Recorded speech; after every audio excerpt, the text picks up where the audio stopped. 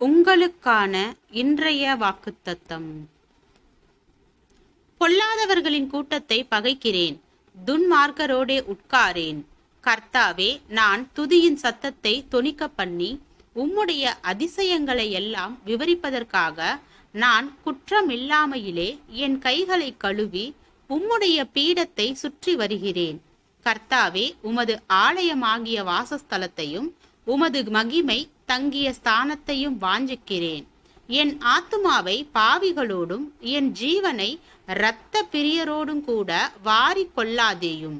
அவர்கள் கைகளிலே தீவினை இருக்கிறது, அவர்கள் வலது கை பரிதானங்களால் நிறைந்திருக்கிறது. நானோ என் உத்தமத்திலே நடப்பேன், என்னை மீட்டுக்கொண்டு என்மேல் இரக்கமாயிரும். சங்கீதம் 26 வசனம் 5 முதல் 11 வரை.